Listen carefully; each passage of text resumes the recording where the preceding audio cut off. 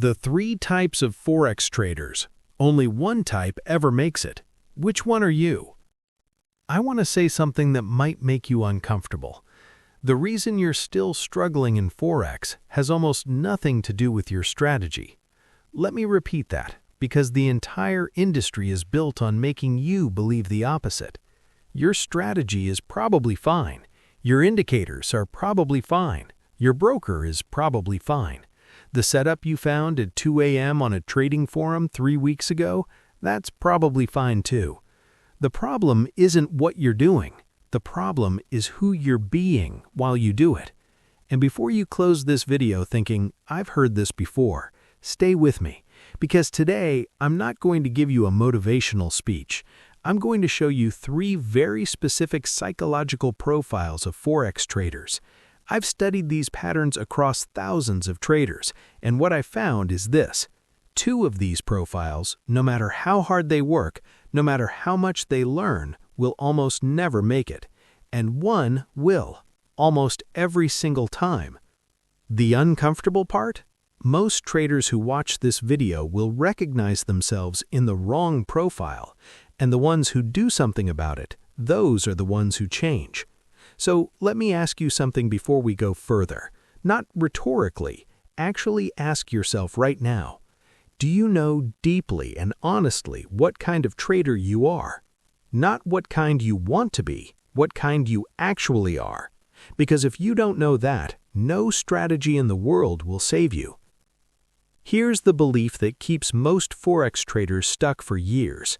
They believe trading is primarily a technical skill, that if you study enough charts, memorize enough patterns, test enough systems, eventually the profits will come. That mastery is a matter of accumulation, learn more, earn more. And the industry feeds this belief constantly. New indicators, new courses, new secret strategies, new time frames. There's always one more thing to learn, and that one more thing always promises to be the missing piece. But here's what nobody tells you. The highest earning traders in the world are not necessarily the most educated ones. They're not the ones with the most indicators on their charts. Many of the most consistently profitable Forex traders run setups so simple they could explain them in 2 sentences. What separates them isn't their system, it's their relationship with uncertainty. Forex is not a game of being right. It is a game of being consistently positioned on the right side of probability while managing the inevitable moments when you're wrong. And that skill, truly internalizing that skill, is not intellectual. It is psychological. It is emotional. It is, at its deepest level, a matter of identity. The 3 types of traders I'm about to describe are not defined by what they trade. They're defined by how they think, how they feel, how they respond under pressure, who they are when the market does something they didn't expect. One of those types has built an inner architecture for handling this world. The other 2 are still at war with it. Let's find out which one you are. Type 1. The Eternal Student. Let me introduce you to the first type of trader. And I say this with genuine care because this profile is one of the most painful to be in, partly because it looks from the outside like dedicated, serious work. The eternal student is the trader who is always learning and almost never consistently earning. They've taken multiple courses, they've read the books, Market Wizards, Trading in the Zone, Technical Analysis of the Financial Markets. They follow 3 trading educators on YouTube, 2 on Twitter, and they have a Discord server where they discuss setups every morning before the market opens. They know the terminology. They understand concepts that would confuse most beginners. If you sat down and had a conversation with them about Fibonacci retracements, liquidity sweeps, order flow, or macro fundamentals, they'd hold their own. And yet, month after month, the account doesn't grow in any meaningful, consistent way. The old behavior, the moment a strategy stops working, or more precisely, the moment it hits a drawdown, the eternal student abandons it. They conclude the strategy is broken. They go looking for a new one. They invest 2 weeks learning a new methodology, feel excited, start trading it, hit another rough patch, and the cycle repeats. This is called strategy hopping, and it is one of the most expensive habits in all of trading, not because each new strategy is bad, but because no strategy, none, works without a statistically sufficient sample size of trades, and the eternal student never gives any single approach enough trades to reveal its true edge. The psychology behind this is something called the illusion of incompleteness. The brain, when it encounters discomfort or failure, generates a very convincing explanation. I don't have enough information yet. This feels like intellectual honesty, it feels like humility, but it's actually avoidance dressed up as diligence. Learning feels like progress, and in the short term, it relieves the anxiety of not being profitable yet. The brain gets a small hit of dopamine every time you understand a new concept. So the eternal student keeps learning, not because they need more information, but because learning feels safer than committing to one path and being judged by the results. Let me tell you about Daniel. Daniel spent 3 years studying Forex before he placed a single real trade. He could draw supply and demand zones that looked like textbook examples. He had a 47-page trading plan he'd revised 11 times. He understood market structure better than most traders who'd been live for 5 years. When he finally went live, something unexpected happened. He froze, not because he didn't know what to do, but because doing it, really doing it, with real money, in real time, meant something. It meant that he'd have to find out once and for all whether he was actually good enough. And that question terrified him more than any losing trade ever could. So he kept studying, added another course, joined another mentorship, not because the information was missing, but because as long as he was a student, he could protect himself from the verdict of the market. The greatest enemy of knowledge is not ignorance, it is the illusion of knowledge. Stephen Hawking. Here's a thought I want you to sit in your mind. What if you already know enough to be profitable, and the real reason you're not is that you're not ready to be held accountable by your own results? If you're sitting with that uncomfortably right now, drop a comment. Just type 1, because I promise you, you're not alone. Type 2, the emotional gambler. Now we arrive at the second type. And this one is harder to talk about honestly because it involves looking at parts of ourselves we'd rather not acknowledge.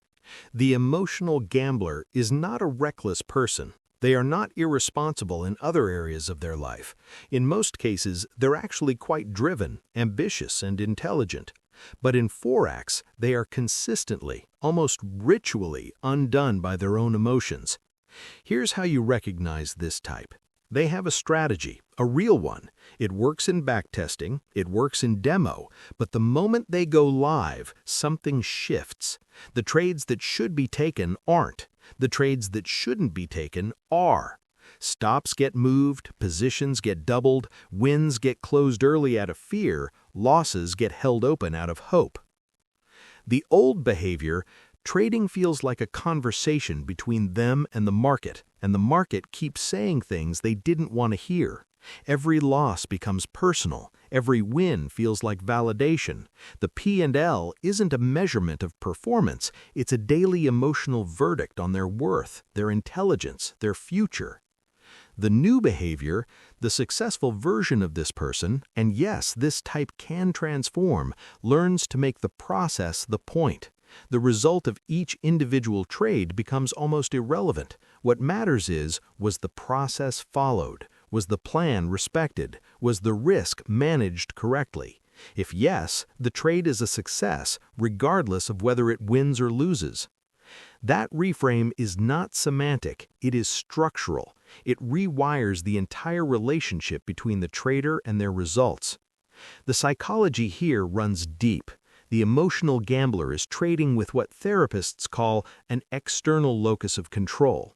They feel that outcomes happen to them rather than being generated by them. And in an environment as unpredictable as Forex, where even perfect execution can lead to a loss, this creates a spiral of helplessness, frustration, and eventually recklessness. When we feel out of control, we don't become more careful, we become more extreme. We chase bigger wins to compensate for the losses we couldn't prevent. We take revenge on the market. We go all in because what's the point of being careful when nothing works anyway? That's not weakness. That's a deeply human response to a system that keeps delivering randomness. But it is also the behavior that consistently empties accounts. Let me tell you about Amara. Amara was a project manager, organized, systematic, respected at work. She'd been trading Forex for 18 months and had a rule: never risk more than 1% per trade.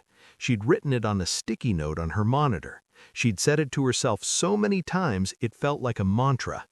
One Tuesday, she took a loss on a trade she'd been excited about, a clean setup confirmed by 3 of her indicators, and the market stopped her out within an hour. She felt the familiar heat in her chest, the frustration, and then the thought she always told herself she wouldn't act on: just one more trade to get it back. The next trade, 3% risk, lost. The one after that, 5%, lost. By the end of the session, she'd lost 11% of her account in 90 minutes, more than she'd made in the previous 6 weeks. That evening, she sat in her car in the parking garage and asked herself a question she'd been avoiding for months. Would I manage a project at work the way I manage my trades? The answer was obviously no. She would never blow her team's budget on a gut feeling after a setback. She would never triple her resource allocation in response to a failed sprint. And that gap between who she was professionally and who she was in front of a trading terminal was the entire problem. The market is a device for transferring money from the impatient to the patient. Warren Buffett. Here's a thought I want you to sit with. If someone filmed your trading sessions and showed the footage to your most disciplined, rational self, would that person recognize you? Type 3, the process architect. And I want to be clear about something before I describe this person. The process architect is not a different species. They are not born with a special emotional constitution. They are not cold, robotic, or indifferent to money. In almost every case, they were once one of the first 2 types. Many of them were both at different stages of their trading life. What makes them different is not talent, it's a fundamental shift in what they decided to care about. The process architect has stopped measuring their success by their daily P&L. They measure it by the quality of their decision-making process. And that shift, as simple as it sounds, changes everything downstream. The old behavior, I need to be profitable this month to prove this is working. The new behavior, I need to execute my plan with integrity this month. Profitability is the natural consequence of doing that long enough. Let me tell you what this looks like in practice. The process architect has a trading plan, not a 47-page document revised 11 times, a clear, simple, executable framework, and they follow it. Not perfectly, no one does, but when they don't follow it, they don't pretend they did. They write it in a journal, they analyze the deviation, and they ask, what was happening inside me when I broke the rule? That question, that honest, uncomfortable question, is the work that the other 2 types never do. They have predefined risk on every trade before entry, not because a rule told them to, but because they have genuinely internalized that a single trade means almost nothing. What matters is the aggregate, the pattern, the edge played out over 100 trades, 200 trades, 1,000 trades. Here's what the process architect gets right that no one else does. They are not trying to win. They are trying not to lose badly. There's a profound difference. The psychology behind this is what researchers call a mastery orientation versus a performance orientation. Performance-oriented people measure themselves against outcomes. Mastery-oriented people measure themselves against their own process and growth. In environments with high uncertainty, like Forex, performance orientation is almost uniquely destructive because the outcomes are only partially within your control, but the process is entirely yours. You don't rise to the level of your goals, you fall to the level of your systems. James Clear. And here is the thought I want you to sit with. If trading looked for you, if a losing month meant nothing about your potential, only something about your process. The man who quit 3 times. I want to tell you a story about a trader named James. James found Forex at 26. He was working a job he didn't hate but didn't love, and he'd read enough to believe that trading offered something that job never would: genuine financial freedom on his own terms. His first phase, pure eternal student. He spent 8 months consuming content before making a single live trade. He studied price action, fundamental analysis, intermarket correlations. He could explain the carry trade to a room full of economists. When he finally went live, he lasted 6 weeks before blowing half of his $3,000 account. Not slowly, in a series of increasingly desperate trades after a bad first week turned into a bad second week. He quit. He came back 8 months later with a new strategy, a mechanical system based on RSI divergence and Fibonacci extensions. He'd backtested it for 4 months. The results were beautiful. He went live again. 3 months later, down 60%. He quit again. The third time he came back, something was different. He didn't come back with a new strategy, he came back with a question. The question was, why do I trade differently live than I do in backtesting? He spent an entire month just watching himself, not trading, watching. He opened the terminal, found setups, wrote down what he would do, and then watched what happened. He kept a log not just of the trades, but of how he felt before, during, and after each imagined entry. And he found something that shocked him. His system was actually good, the logic was sound, the edge was real, but he was not executing it. He was executing a fear-based version of it, entering late, exiting early, skipping setups that felt scary, taking setups that weren't really there just because he felt restless. He wasn't trading his system, he was trading his anxiety. Once he saw that, he couldn't unsee it. He started a practice that sounds almost embarrassingly simple. Before every trade, he'd write 1 sentence about his emotional state. If the sentence contained anything resembling urgency, fear, frustration, or boredom, he didn't take the trade. That's it. That was the rule. Within 4 months of going live again, he was profitable for the first time in 3 years. Not dramatically profitable, not quit-your-job profitable, but consistently, measurably, month-over-month profitable. The strategy hadn't changed, the market hadn't changed. He had. He didn't become a better technician, he became a different kind of person at the terminal.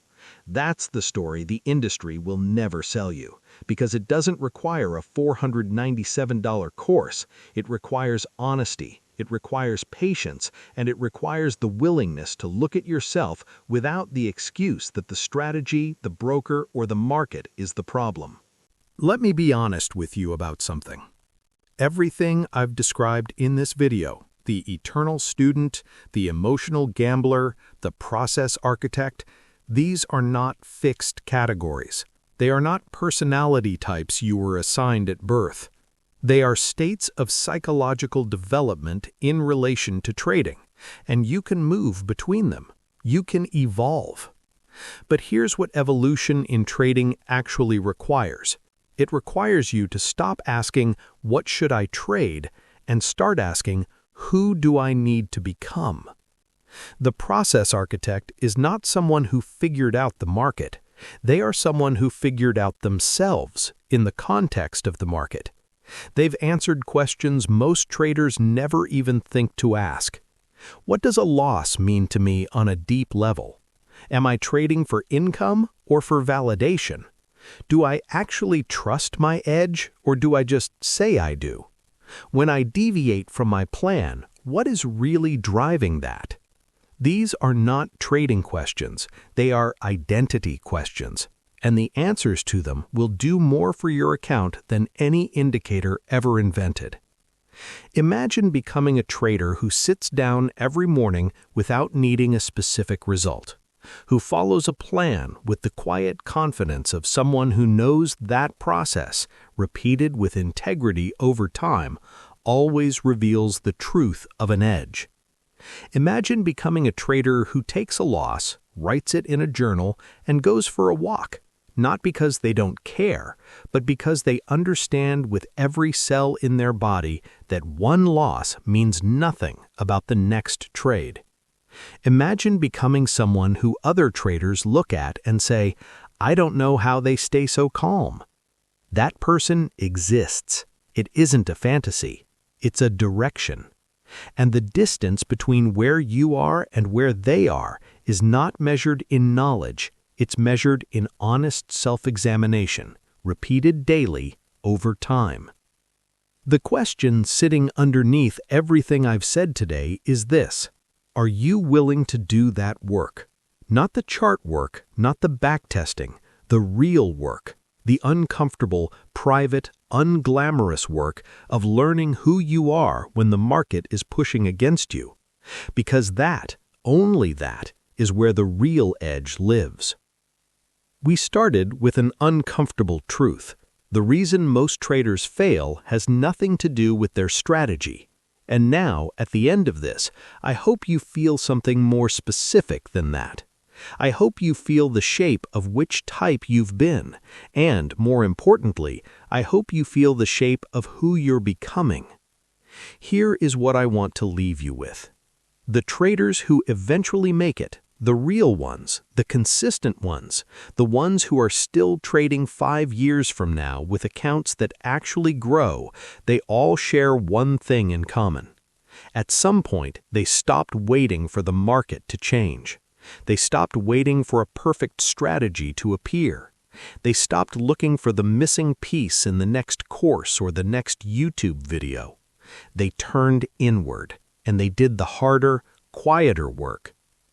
That turning point, that decision is available to you right now, not next year, not after you've made more money to put in your account, not after you take one more course, right now, in this moment.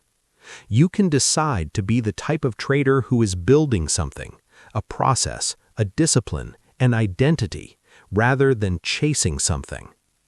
You are closer than you think, not because you've almost found the right strategy, but because you're asking the right questions. Because you watched a 20-minute video about psychology instead of a video about the next hot indicator. Because something in you already knows that the answer isn't out there, it's in here. Trust that, feed that, build on that. The market will always be there. The charts will always be there. What changes, what has to change, is you. And you already started. The most important investment you can make is in yourself. Patient, honest, process-driven. That's the trader you're becoming. Stay on the path. Now, I need to ask you directly. If this video put words to something you've been feeling but couldn't articulate, if you recognized yourself in one of those 3 types and felt something shift, then this channel is where you need to be. Not because I'm going to give you the next hot strategy, but because what we do here is different. We talk about the real reason traders succeed and fail, the psychological architecture, the identity work, the internal transformation that no indicator can replicate. Hit subscribe right now, not for me, for the version of you that's 6 months from now still on the path, still doing the work, because you kept coming back to content that told you the truth instead of what you wanted to hear.